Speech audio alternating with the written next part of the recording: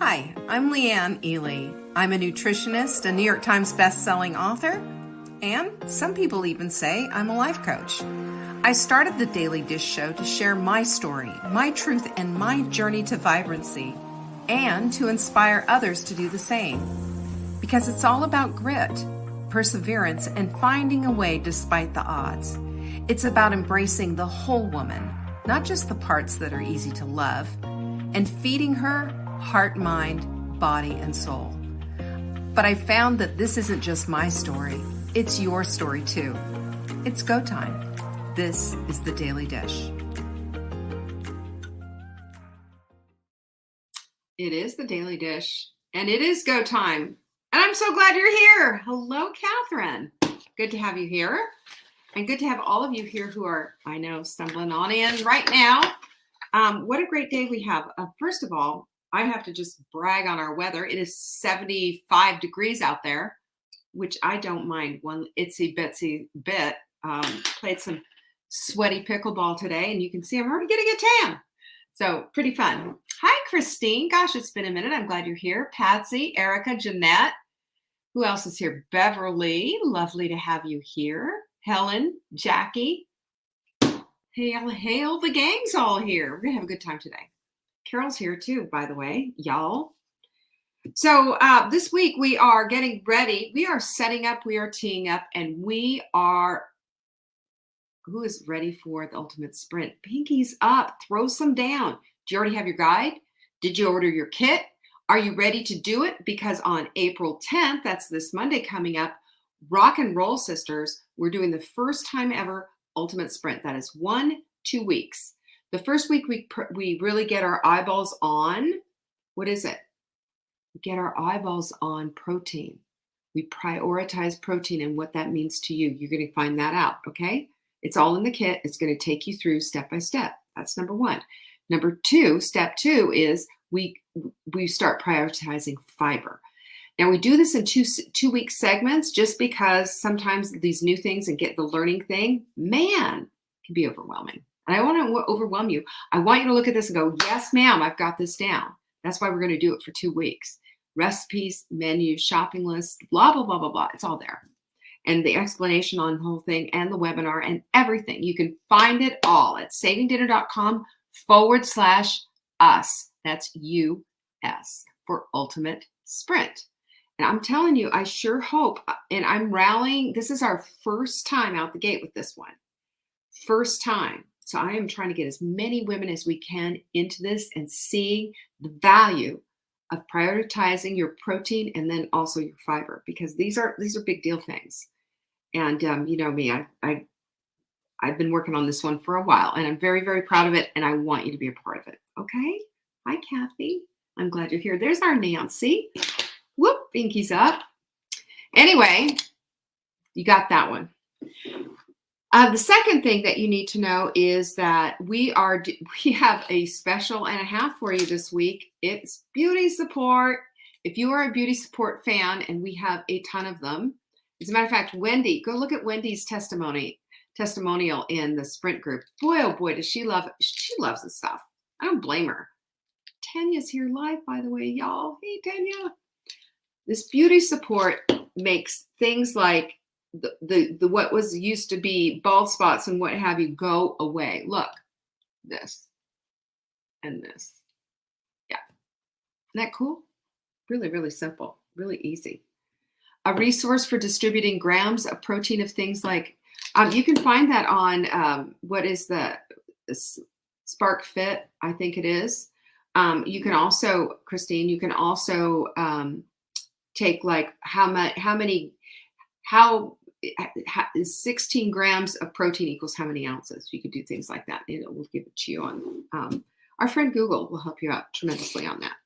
Beauty support can be found at savingdinner.com/show. Buy 3, get 1 free. That's a $50 value. Okay? $50. Save $50. Stock up now. That's all. Hey, Sue. Anyway, we're all here. So let's get busy on all of this stuff because boy, oh boy, today's show, we're talking about time this week. You know, I had kind of a little, I shared with you yesterday how it was just like this closet thing that I've been putting off. So last night I decided, and then I started going, oh, it's too much to do. It was. So you know what I did? I staged it. And I went through and I cleared out all the stuff that I didn't want there. Got the shoes all straightened out. And then now I just have to put the little divider thingies together that I'm going to do tonight, and then put the rest of it together. And I'll see if I have enough time, I'll get it done tonight. If not, I will finish it up tomorrow night, which is always a good night because Mark has, he does volunteer fire department stuff. And I have all my time to myself, but I'm sharing this because I really, really, I want to get a better handle on my time. And I'm just going to poke a guess that you do too. Yeah. If you want to get a better handle on your time, I'll take some pinkies on that one. Pinkies are a good thing. Go with pinkies. But here's something else that we all need to be brought into this place of noticing and understanding that our thoughts are not orders. They're merely suggestions. You have the power to choose which option to follow. That's from our friend James Clear, who wrote the powerful book, Atomic Habits. And it's true because oftentimes we don't even notice our thought patterns. We just follow them blindly. So if we are to become vibrant women, then we need to, this is how we clothe ourselves, with curiosity and noticing things, not just going through the motions. Going through the motions is something we do that for toilet cleaning, okay? Or, just making the bed or whatever it is, tasks, but not living our lives. When we do that, then we find ourselves in the place of choosing vibrancy over the mundane, choosing vibrancy and full bloom living over just stuff, just regular stuff. Because when there's a choice, when there's a decision to be made for vibrancy or for just the same old thing, we'll choose vibrancy every time, even if it's hard, because that's the kind of women we are. We're wise women, and believe it, because today is Wednesday. Wise women get together on those days, don't they? All right, let's get down to it. Number one, first thing, we're going to talk about the guide to ultimately managing our time. I need this. You need this. Buckle up, buttercups. Here we go. And here's what I want you to do. Okay? Here is what, Nancy, yeah, I saw something about your elbow. My goodness, we're going to pray about your elbow. I don't know what's up. Margo, hello. Good to have you here. Okay, so remember too, one of the things that you can do is get our show notes just simply by getting our newsletter every day. It doesn't cost you a dime. It's at savingdinner.com, or you can take notes yourself. Today is a good note-taking day because it has some really good juicy stuff in here, I think, ready to share. What you do today is important. You're exchanging a day of your life for it. That was one of our quotes of the week. And it's a real head scratcher, isn't it? It makes you think, boy, when we understand that we exchange our time, something that can't be replaced, for something else, that's when we start to really start noticing, how am I spending my time? Am I investing my time, or am I spending my time? Or worse, am I wasting it? Or worse, am I saying things like, I'm just going to kill a little time here? That just drives me crazy when people say that. But, we use cash as an exchange system. Anyone ever use cash as an exchange? I know that you do. I do too. We all do. Every single person on this planet does. That's how currency works. Money for goods or services. But are we using that same exchange with our time? We have to ask ourselves that. And when we question the value of it, we're really trying to discern if it's an investment or an expense. And there is a big time difference. So let's unpack that just a little bit. If you've ever seen a CPA or a financial planner or anything like that, they're going to steer you toward investments versus expenses, right? Investments are things that we get tax write-offs for, or that we can, float something, or, it just makes a difference. It makes a bottom line difference in our finances. And it also makes a bottom line difference in our futures, right? That's what finances are all about. And that's what investments are all about. So when we look at an investment, what does it do? It gives back, it compounds and becomes more. It adds value, knowledge, and helps you with everything. It helps you to better yourself, and it even helps you to eat better, because when you invest in your food and you're getting better quality stuff, you're not going to let that stuff rot in your fridge. Am I right? It's the way it is. That is the way it is. Jane's in the house. Hello, Jane. It's good to have you here. And Sandy, glad you're here too. An expense is a totally different thing. It's gone quickly, over and out, donesy, all done. Oftentimes, these expenses can be frivolous or just like a last minute purchase, or, whatever. And sometimes you can even, forget about them. Sometimes they can bring you guilt, or you feel bad or even shame about them, like you bought too much stuff and you're buying junk fashion or things like that. And it can numb you just the way that drugs do. That's why people are compulsive shoppers. Compulsivity when it comes to shopping like that is the same area of the brain as drug abusers light up. Did you know that? So, we look pathetically at the drug user, and yet here we are on our Amazon going add to cart, add to cart, add to cart. We need to look at that. And I'll say that, there are those who complain about the cost of supplements and eating healthy, and yet they're the same ones that are going over to Starbucks and buying those big fancy $6 drinks. It's ridiculous. It's absolutely ridiculous. And the truth is that ownership is your ultimate responsibility, and ownership of anything requires responsibility. One time, a long time ago, when I was I was still in college, I think, and I had a Pinto. Remember those? My dad actually gave me a Pinto. It was one of theirs. He had an extra car. And so I ran that thing right into the ground, didn't put oil in it, burned it out. I did not know how to be a responsible owner. I just knew I needed transportation. I learned from that. Let me tell you, I learned from that, because he didn't give me a next car. I had to go get it. I had to go earn the money to get it. And for a while there, I didn't have transportation.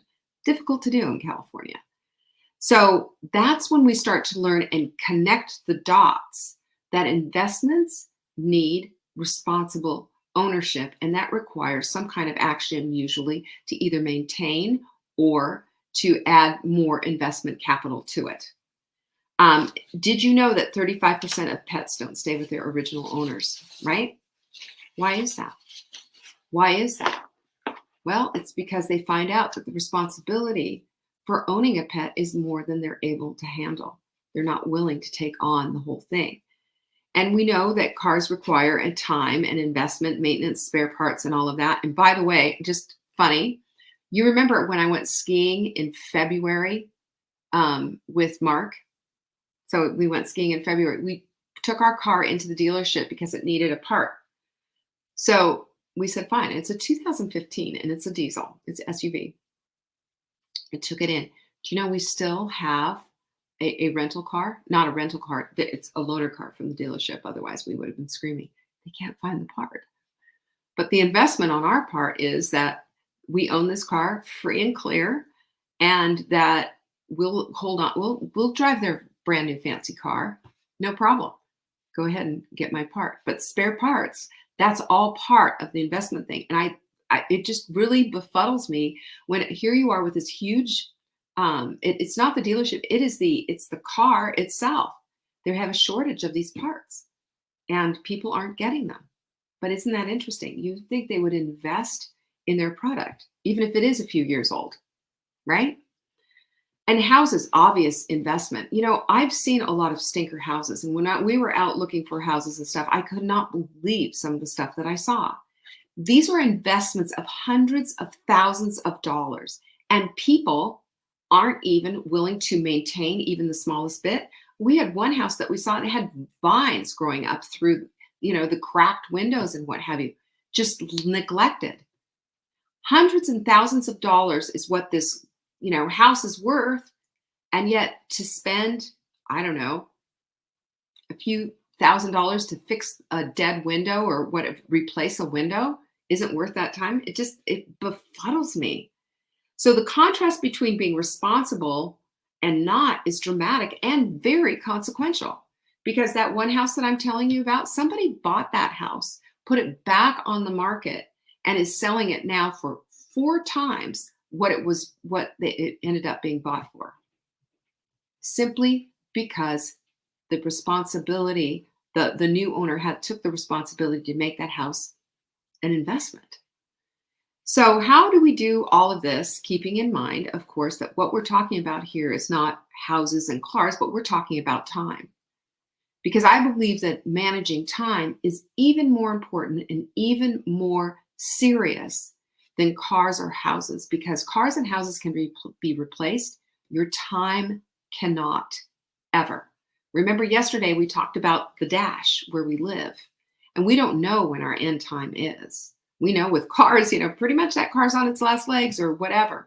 We can pretty much figure that out and we can replace them. We cannot replace our time. So, how do we manage our time? Wisely, like wise women living in full bloom, vibrantly do. Number one is we need to become boundary setters. That means that we are not the yes women for everybody who asks anything of us. We look at it, we weigh and measure. Is this a good investment of my time, or am I people pleasing here and saying yes to everything? And it's respectful and right, by the way.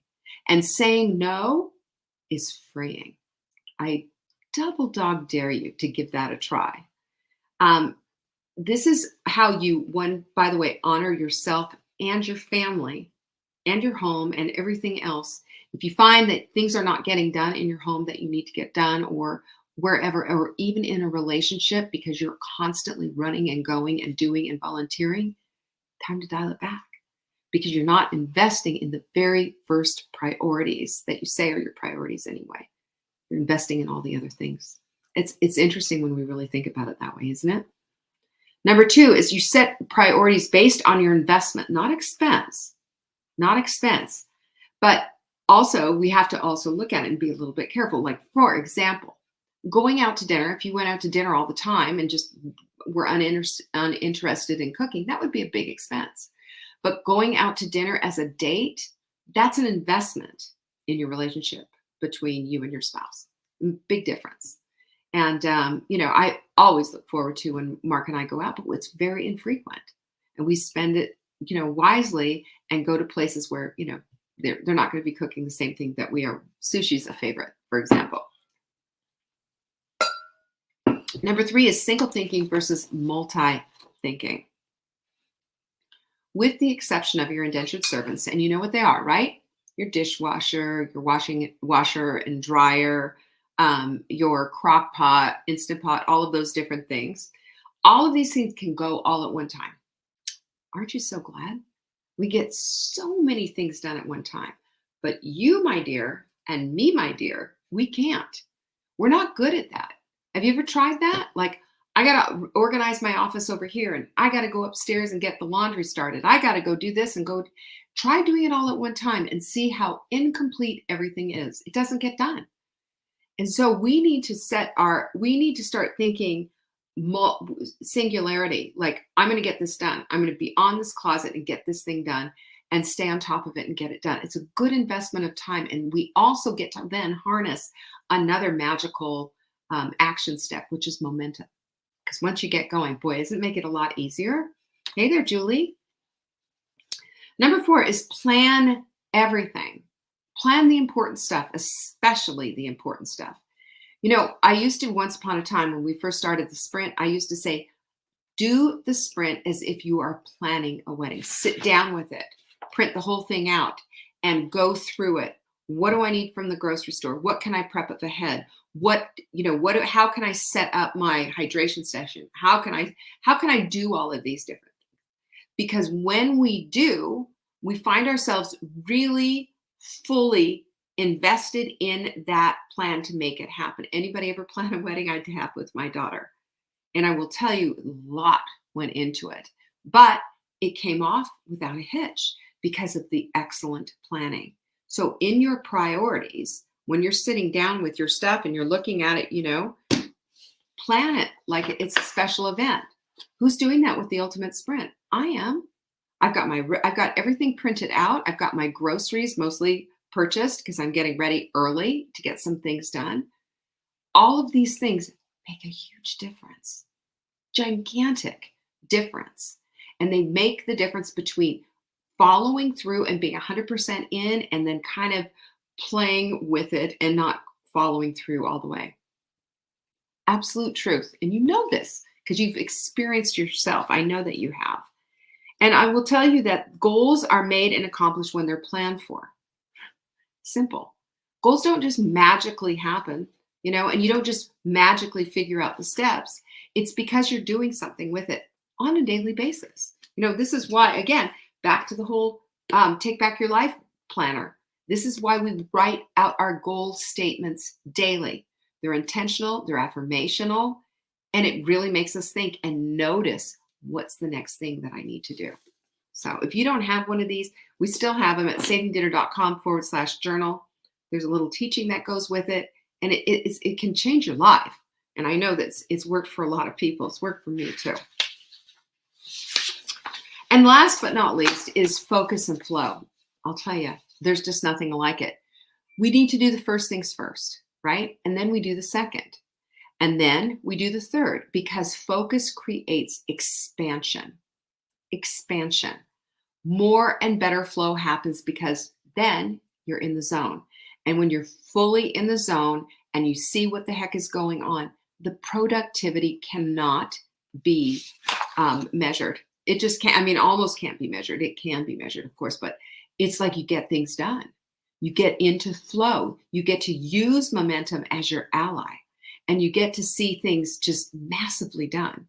Have you done this before? I know Patsy has with her basement. She's got all these crafts and stuff like that, and she's just making huge progress on it.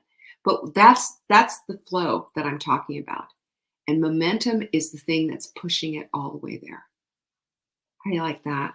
These 5 things will make it a huge difference on how to manage your time. And I promise you'll start noticing, I say yes to way too many things that I shouldn't say yes to. Things are falling by the wayside and I feel rushed all the time. That's always an indication that you need to step back and take a look at everything. And remember, when we step back and take a look and make an analytical viewpoint of what's going on, we don't have to do that and pull ourselves down and say that we're stupid and all this other stuff. We don't have to do any of that. All we're doing when we do this is giving ourselves the opportunity to have a critical thinking moment. Is this working out for me? Is this the best thing that I can do with my time? When we start to do that on a regular basis, we'll say yes to this, no to that, and things will start to become so much more clear. You know what I'm talking about, right? Okay, good. Because that is today's Wise Women's Wednesday. And tomorrow we have Thirsty Thursday. You gonna be there for that? Go to savingdinner.com/announcements if you missed any of our announcements. And if you need anything at all, of course, you can always contact us through support@savingdinner.com. We're always there for you. Thank you so much for joining me today. And tomorrow is Thirsty Thursday. I expect to see you here. Peace be with you. Bye-bye. Thank you for joining me today.